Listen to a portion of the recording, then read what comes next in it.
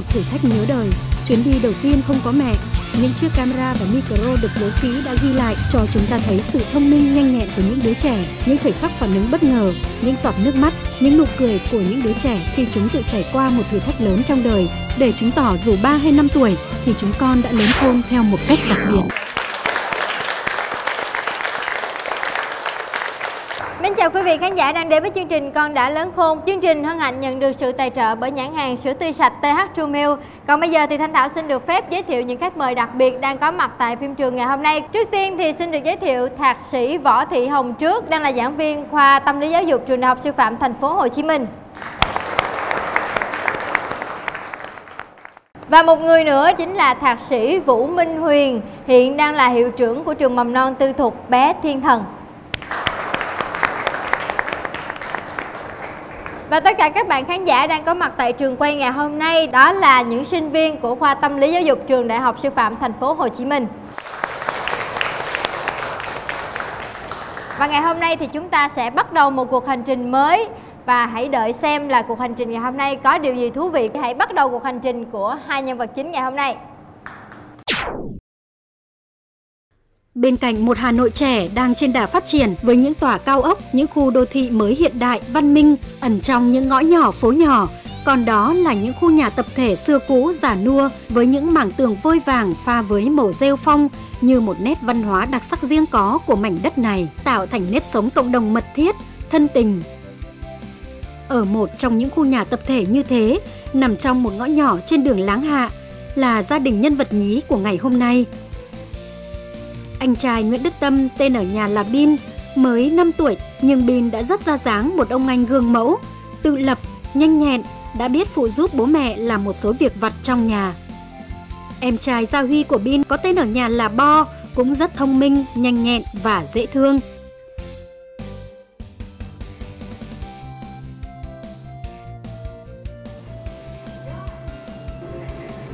Ngày cuối tuần, như thường lệ, bố đã tới lớp cao học, chỉ còn hai anh em ở nhà với mẹ. Ai gọi cho con? Để mẹ nghe em nào. Bố à? Alo? Anh à? Alo, con xem quyển sách ở trên giá sách ấy. Bỏ qua đi, đưa được cho bố ra để bố mang bố. Nhưng mà em đi học bây giờ. Bố thì bảo Bin vậy. Bin có đi được không con? Có. Bin đi xe 22 xong rồi con xuống cổng trường vào thẳng nhà ba. Quyển sách mình đang ở trên giá sách ấy. Được rồi.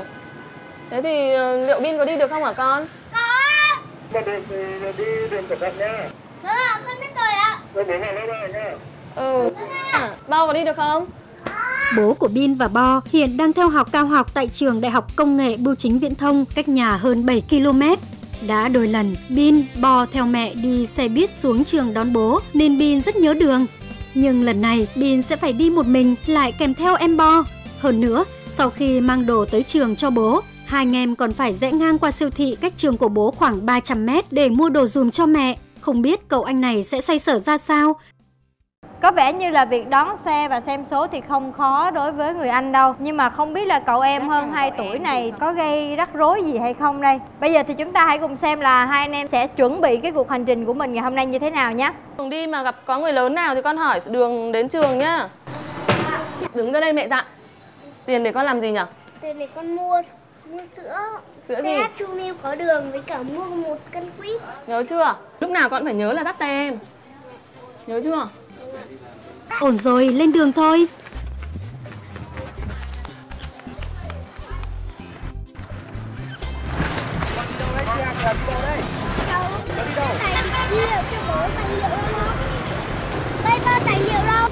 Không được rồi, nhiệm vụ là đi đưa tài liệu cho bố mà lại quên thì sao được nhỉ?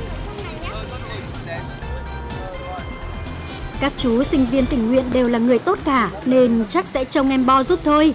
Việc của Bin bây giờ là tìm được tài liệu của bố nhanh nhất có thể.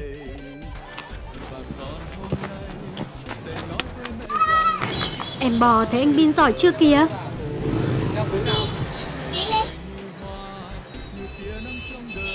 Nhưng là một ông anh tài giỏi thì khi qua đường lớn thế này cũng phải cầu viện tới người lớn giúp thôi. Đến xe buýt đây rồi. Tại đây, Bin và Bo sẽ phải bắt xe buýt tuyến số 22 để tới trường của bố. Với những tuyến xe chính như thế này, cứ khoảng 15 đến 20 phút sẽ lại có một chuyến chạy qua.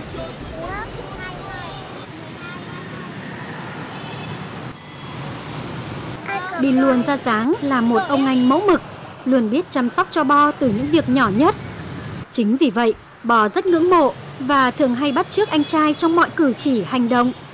Anh ngồi em cũng ngồi. Anh đứng em đứng. Kia. Tên 12 không phải tên này. Đúng rồi, anh đã biết được số rồi cho nên cũng rất dễ.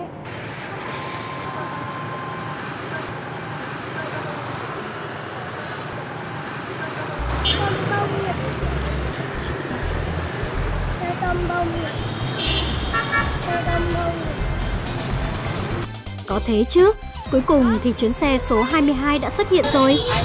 Mau lên nào, chắc bố đang rất sốt ruột chờ tài liệu học rồi. Tiền này mua vé không? Qua đâu? Bao nhiêu ạ?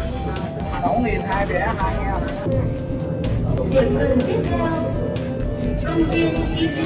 Sự xuất hiện bất ngờ của hai vị khách tí hon đã gây chú ý và sự thích thú quan tâm của những vị khách có mặt trên chuyến xe ngày hôm nay.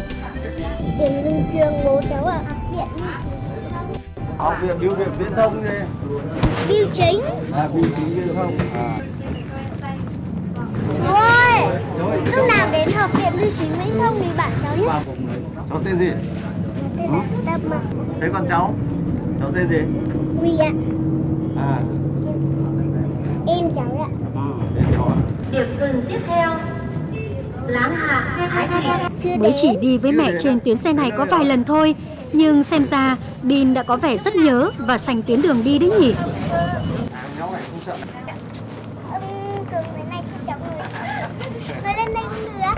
Chà, vị khách này có vẻ hiếu động và hơi khó chiều đây. Ông bế nhá. Ông bế nào.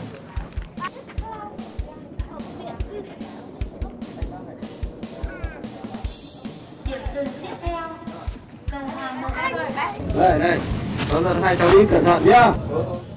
Tiếc quá, lại phải chia tay với người bạn đồng hành lớn tuổi tốt bụng và vui tính rồi. Ở đấy nhá, không được xuống nhá, xuống là ngã đấy. Tiếp theo, nhà 18/1, Trung Hòa Nhân Chính.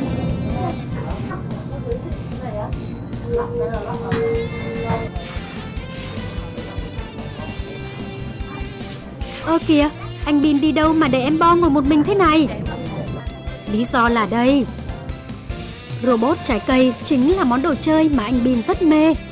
Chính vì vậy, khi thấy một vị khách trên xe có món đồ chơi này, anh chàng đã không ngại ngần tới làm quen. Và hình như niềm đam mê với món đồ chơi này đã làm anh chàng bắt đầu quên lời mẹ dặn. Tiếp theo, nhà văn hóa đến là đâu rồi? Rồi, bác ở đây ạ. Cái này xong rồi ạ.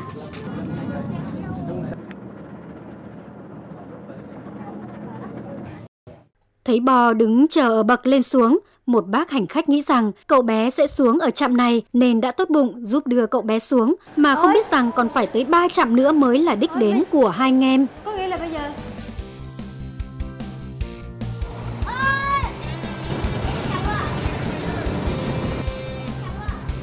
Ôi thôi, không kịp nữa rồi.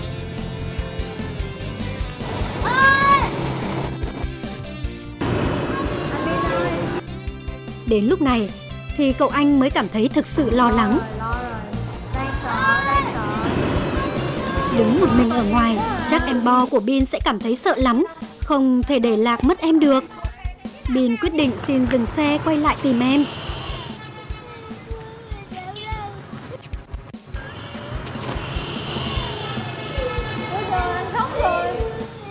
Trong khi đó, em Bo dường như còn đang chưa kịp hiểu chuyện gì xảy ra.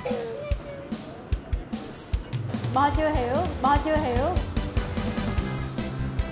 cho cháu mời điện thoại để gọi cho mẹ cháu ạ. Không bao nhiêu. 6. Lần này mới thấy việc thuộc số điện thoại của mẹ thật là có ích. Mẹ, lúc ấy em ơi xuống trước con đang phải tìm em bây giờ. Đang khóc.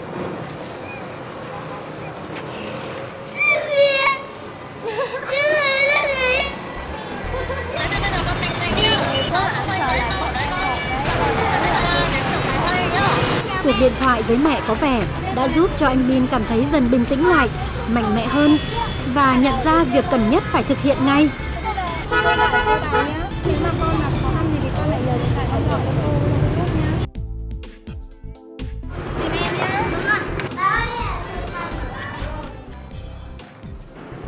Đứng chơi một mình thế này chả vui tí nào.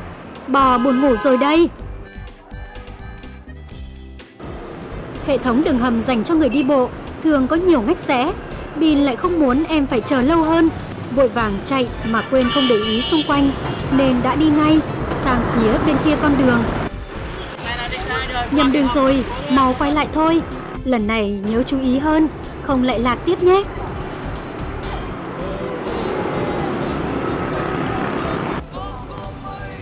Thấy cậu bé đứng khóc một mình, một cô sinh viên tốt bụng đi ngang đã dừng lại để dỗ dành, an ủi.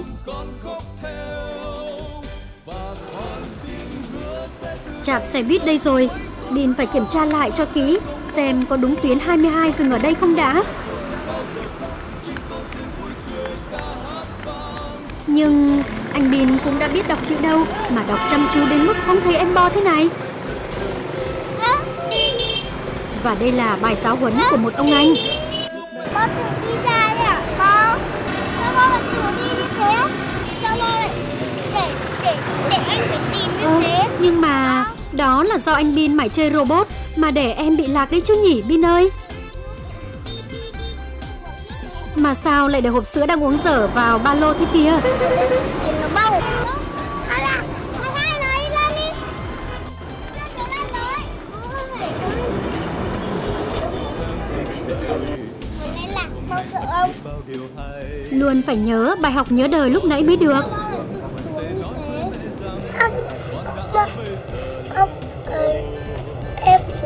Đố ai hiểu được lời giải thích đầy khó hiểu này của em Bo đấy.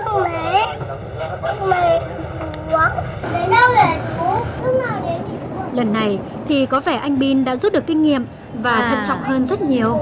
Ngồi sát bên luôn. Ngồi sát bên vào nãy lên là hỏi lúc nãy đi lạc là Bo có sợ không? Cầm tay cho chết. Cầm tay em nữa đấy. Rất là yêu.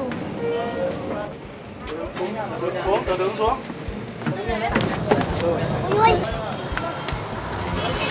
Trường của bố đây rồi, bố đã dặn hai anh em tìm tới nhà A3 để tìm bố. Nhưng rộng thế này, biết tìm đường thế nào đây? Ôi, chắc cháu ra nhà A3. Phòng A3 chỗ nào A3? Cái chỗ mà trường ăn nữa. Trường đại học có khác, toàn người lớn thôi. Trường cũng rộng lớn và bề thế hơn trường mầm non của Bin và Bo nhiều.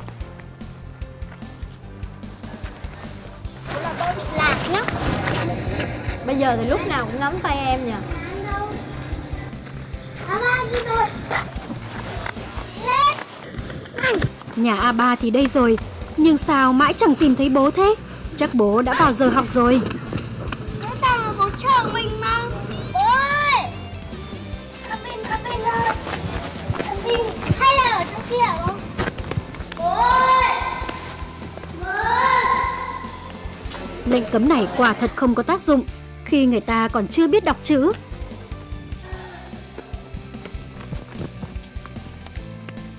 Mà anh Bin lại đi đâu thế kia? Chú ơi! Cho cháu mượn điện thoại, cháu gọi cho em. À, bố cháu ạ. Anh Bin quả là có tài thương thuyết đấy nhỉ? À, hay là 85887993.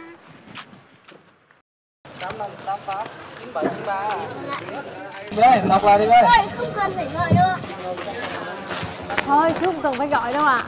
Hình như là anh Vậy đã là nghĩ được Bin một và cách giải Bo quyết đã vòng nào quanh khác. sân trường tới hơn 10 phút mà vẫn chưa tìm thấy nơi bố học ở đâu. Rồi. Đang nghĩ là đứng quanh quất đó là sẽ nhìn thấy bố. Bố ơi! Bố ơi! Anh Bin lại phải trổ tài ngoại giao lần nữa vậy. Không cháu gọi cho bố cháu ạ. Bố đưa tài liệu cho bố ạ. 89793. Đâu ạ? Cháu đang muốn đưa tài liệu cho bố ở bên này. Đó, 85889793. 9793. Ông 985 ấy chứ. Bố cháu tên là gì? Đương nhiên là chú không thể gọi cho bố được rồi, vì Bin quên nhắc các chú rằng điện thoại của ba còn phải thêm mã vùng 04. Thử vận may lần nữa với hai chị gái dễ thương này vậy.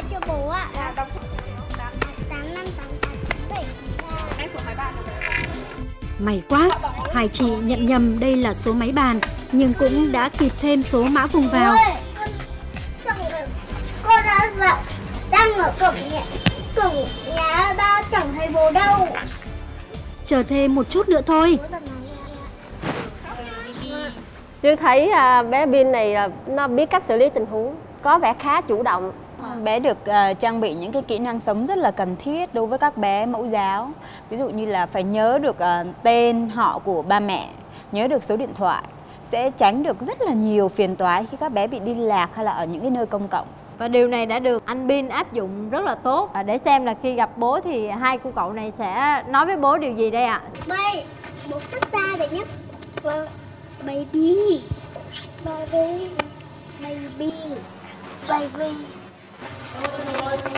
Hai thằng bé đi đường nào bố? Lúc em mơ ấy, em mơ tự nhiên xuống. Kìa, sao lại mếu ngay được thế kia hả Bin? Phải tìm em à? Thế thì xong rồi như nào? Đưa cho bố sách nào. Đang lên chuyến xe buýt thì tự nhiên nhìn thấy em bo. À thế à? Em bo đi đường có làm sao không? Nóng này, bây giờ còn đi đâu nữa không? Có, ra siêu thị nữa. Bây giờ bố phải vào luôn, bây giờ bố dắt ra ngoài cổng trường nhá. Thế xong rồi đi ra siêu thị nhá. Bố lại phải vào học tiếp rồi, nên Bin sẽ lại phải tiếp tục cuộc hành trình tới siêu thị một mình với em Bo thôi.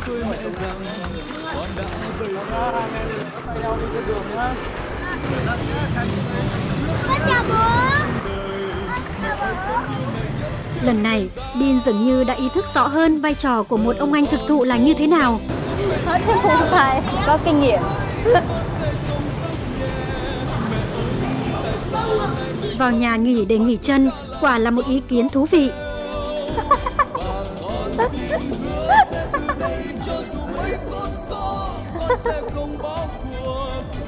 300 mét không phải là một quãng đường quá dài. Rất nhanh chóng, hai anh em đã tìm đường tới được siêu thị. Giờ thì mau chóng đi tìm những món đồ mẹ giao thôi. Đầu tiên là quýt.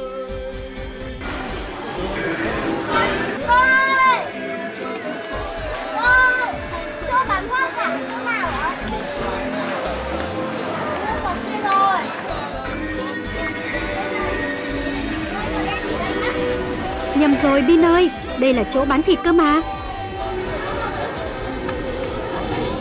Bà ơi, chỗ này có bán quýt không ạ?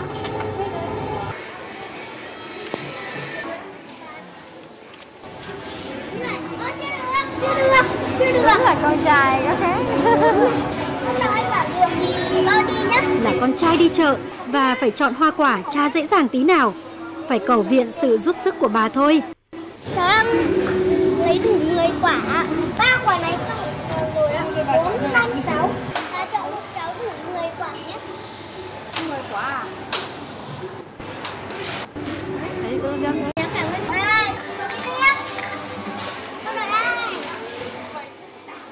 Rất nhanh chóng, sữa cũng đã được mua xong. Đi ra thanh toán thôi. Vậy là nhiệm vụ đã hoàn thành xuất sắc. Nhưng Bin chợt nhớ ra gì đó. Ông yêu trời đấy. Không biết Bin chưa chịu về ngay mà kéo em Bo đi đâu thế nhỉ? Không, chạy thế, không còn nhớ. Đấy, nó tự lên nào. Tại à.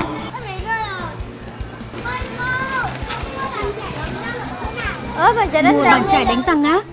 Nhưng mẹ có dặn mua món này đâu nhỉ? Cháu tự đi một mình với em cháu đấy ạ. Mà anh chàng có vẻ rất tự hào với cuộc hành trình ngày hôm nay đây.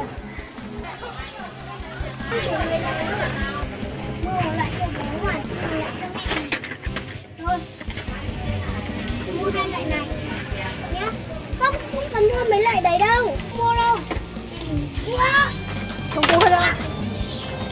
Rất ra dáng là ông anh. Bàn chải cũng đã mua tự xong. quyết mọi Không thứ. biết hai anh chàng đã chịu về hay chưa đây? Pip pip pip. Ôi, của cháu đấy ạ. Đúng rồi, Đấy, phép lịch đến sự lượt là đâu. phải biết xếp hàng. Chờ đến lượt mình nhé. Ủa? Đúng. Tiền nó nhận à, trên ba lô. Vậy là việc mua sắm đã xong.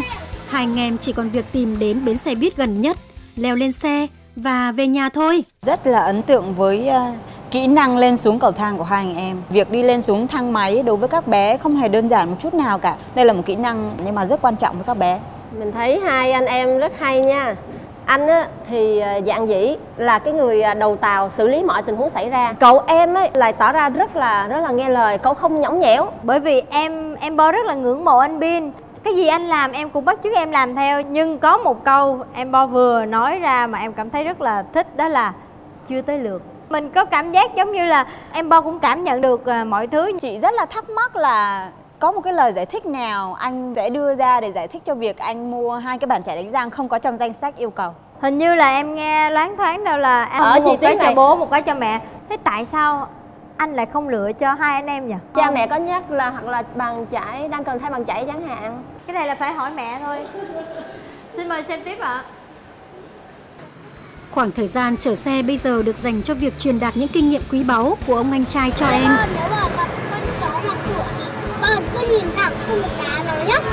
Con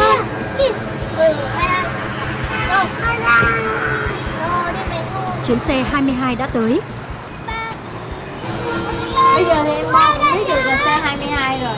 Vậy là hai chàng trai nhỏ cũng đã lên xe an toàn.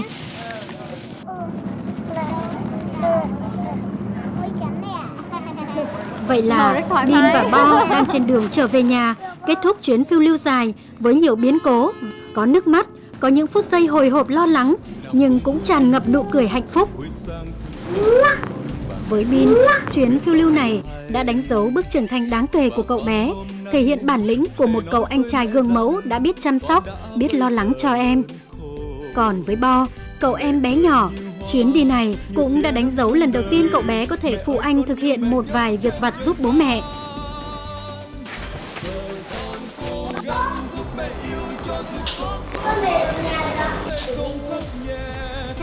Chúc mừng Bin, Bo, hai con đã lớn khôn, trở thành sự tự hào, niềm hạnh phúc của bố mẹ. Mua bàn chải đánh răng cho mẹ. Ui thế à? Với cả cho bố nữa. Thích rồi ạ. Thế sao mà lại nhớ ra là mua bàn chải đánh răng cho mẹ?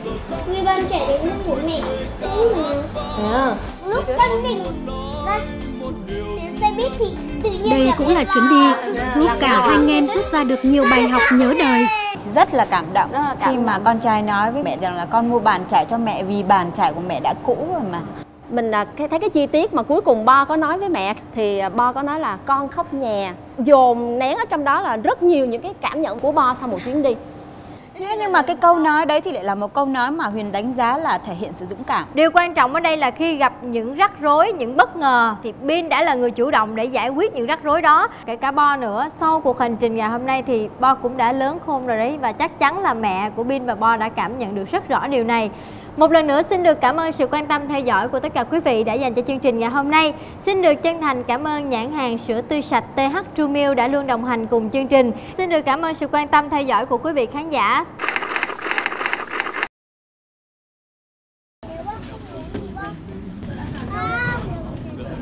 Không chơi á? Nhưng mà em thích chơi mà, con nóc cho em chơi. Con để vào con chơi. Vào. Không chơi con. Để vào. Tại sao con lại không chơi nữa? Không. Sợ em cháu là. Sợ em cháu là.